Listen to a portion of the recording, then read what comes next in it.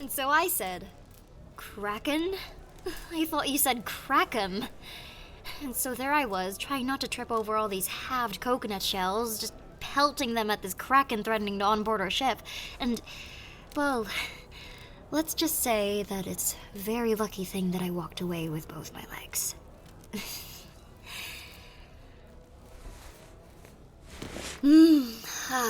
But by all the lands and all the seas, feels like it's been years since I've last set foot through these doors. The best tavern in the world, and I've finally returned. Feels damn good to be back. And it's even better to see my favorite tavern keeper again. How have you been, my dear?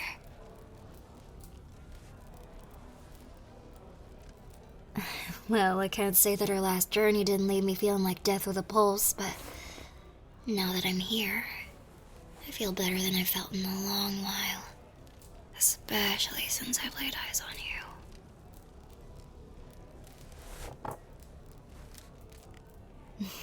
you. I can assure you that I'm neither a bar nor am I looking for any coin in exchange for my flattery. I unfortunately lack any musical skills, though I'm not in need of coins, so you can rest assured that my compliments are genuine. For you, they always are. What? Do you think that I praise you because I have an ulterior motive? I mean, my silver tongue may be one of my most useful assets, but you've never been the type to be seduced so easily. I'd only be making a fool of myself and wasting time, both yours and mine, if I ever thought I could win you over with words alone. However, it's my heart that speaks such words into existence, rather than my head. Therefore, you can rest assured that my flattery is very, very genuine.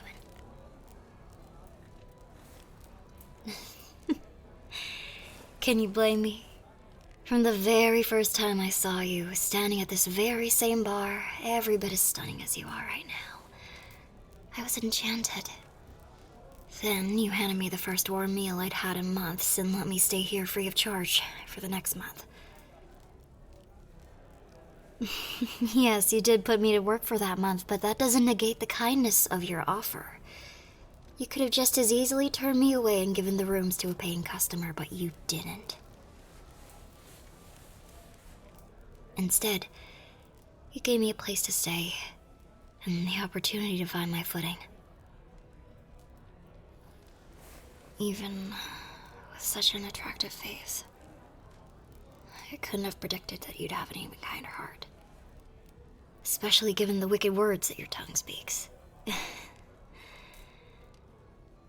But truly, your gesture was kind beyond what I could ask for. Especially given the trouble I caused you when I tried to work at your side. Gods know that I only made your job harder. But you continued to allow me to work at this very tavern, spending my days serving drinks in exchange for a roof over my head. You taught me much of what I know about gambling and swindling, as well as the most creative swears I've ever heard. I spent every day working at your side, and we ate together every night before bed, and I was happy. Incredibly happy. I dare say that I was the happiest I've ever been. However, as you know, all good things must change, if not come to an end altogether. And even back then I knew this. So when I was on the docks and was offered a place on a ship about to set sail, it was an obvious sign that I needed to leave before I overstayed your generous welcome. So I rushed back here, thanked you for your kindness, and told you that I would return in the future, before I set off to sea. It was when I was on that ship that I found what I had been lacking when I came to you. Purpose. I came to you with a life I no longer wish to belong to. One I couldn't even tell you of. You gave me the means to start a new one. You gave me the greatest gift I could never have asked for. And I doubt I could ever repay that. Sorry for my sentimental rambling, but all of that was to say that you allowed me a chance at a new life. And I'm eternally grateful. If it weren't for you, I wouldn't have had the chance to find my love for the seas and eventually form my own crew and travel the world.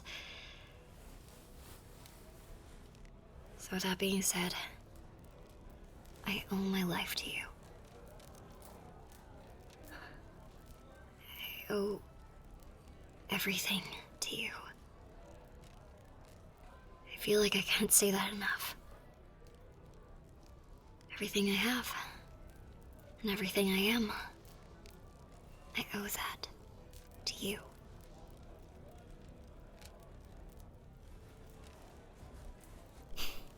I appreciate that you think all my growth has been my own, but it truly hasn't. You, and everything you've done for me, have changed the trajectory of my life. I would hardly be a pirate captain with a reputation known across the lands and seas. I wouldn't have a crew or ship. Else, I doubt I'd even have a life to live. I'd most likely be dead or rotting, if the vultures hadn't already picked my bones clean. You kept me from such a fate. You saved me, and I owe you for that.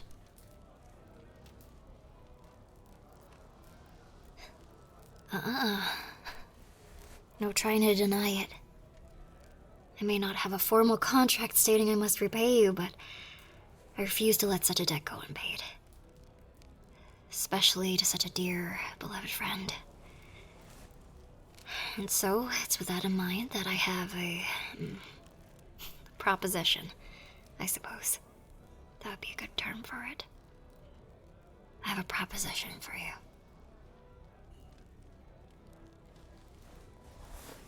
Oh my goodness. Your skepticism wounds me. You don't trust me? After all this time?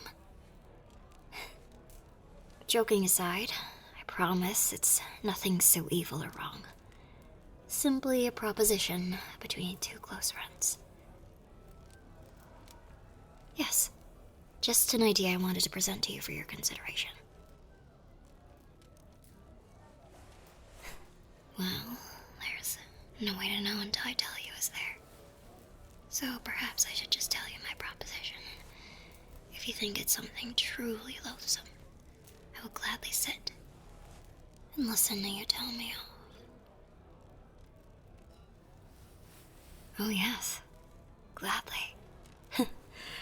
I'd be happy to listen to you for as long as you please, even if you are scolding me. Maybe even more, if I'm being truthful. I'll admit to missing the way you would tell me off for bleeding all over the counter. I always got the feeling that you scolding as a way to show that you care. And that pleasant thought made the sutures hurt much less.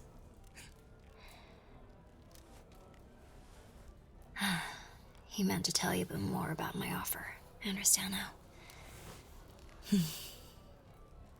Well, I can't deny where my thoughts went, and that was when you asked me to tell you more. I promise that I shall stick to the topic at hand now, if you can quit laughing at me.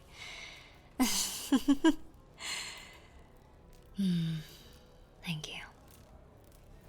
No, I have no subtle, flowery way to present this offer, so I'll just say it outright. My proposition is this. I want you to join me on my ship and become part of my crew. I assure you I'm completely serious.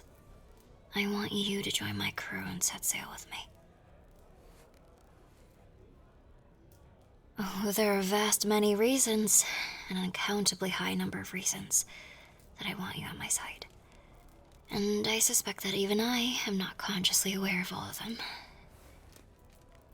I suspect that if you were to join me, Some of these reasons had become clearer in my mind as we spent more time together.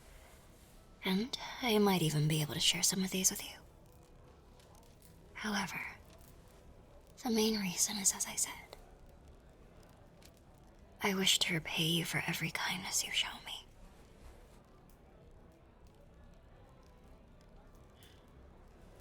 I know this is your tavern, and you spent so long making it what it is. But this isn't meant to be your fate forever. You're growing restless, I can see it.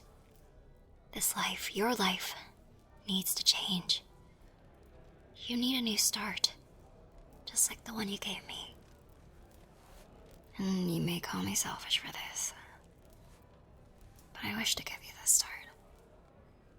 I want to be the one to extend this offer to you. Even more selfish yet, it's because I want your new life to still include me. I want to live a life by your side.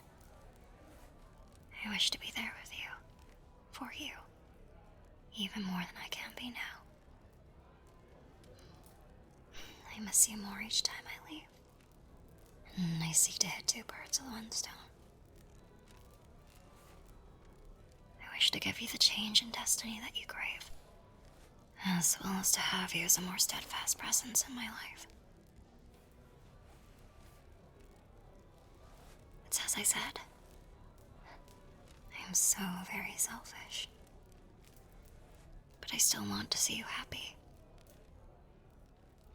There's no denying I would gain something from this proposition, and I won't try to hide such a fact. But I still wish to give you something that brings you joy as well. I wish to see you happy. I want to see that spark of life in your eyes. It's there still, but so dull now. I want to nurture it back to health, to see it grow back into that lightning storm that it was when we first met. I want to see that wild joy in your eyes once again, both for your sake and for mine.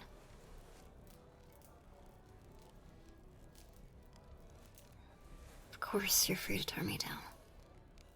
I would understand if you did. This is your home, and I will not tear it away from you, nor you away from it. If you wish to remain here, I'll accept that answer with no question, despite the longing in your eyes that I see whenever you look toward the sea. Sorry. I'm trying to remain impartial as I say this, but as you can see, I'm having a bit of difficulty. I digress. As I said, I'll accept whatever decision you make, without question or judgment. So I ask of you, my dear, that you at least consider my offer. If you were to join my crew, I would show you a life of wonder and excitement. A life that I know you long for. I give you the world. And all I'd ask is that you allow me to see it with you.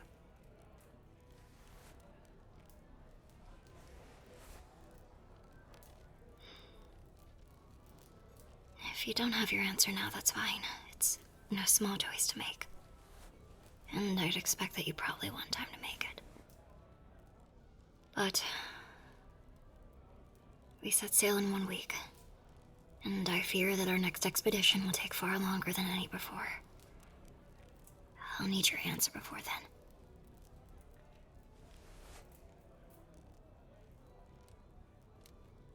Well, I'll leave you to your work then. If you should name me, I'll just be a few doors down.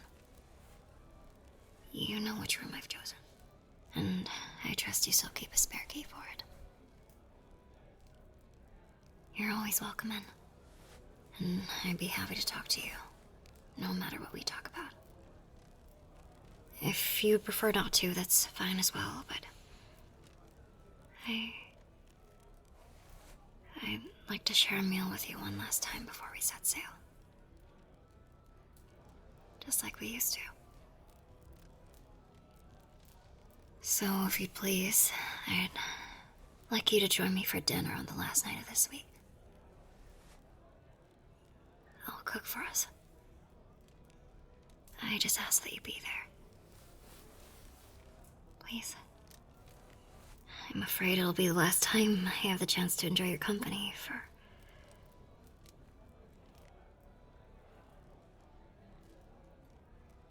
a while.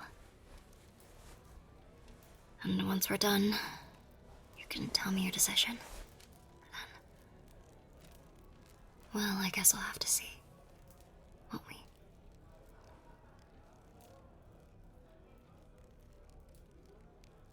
Until then, I suppose. Have a good evening, my dearest. I'll be around the city if you need me.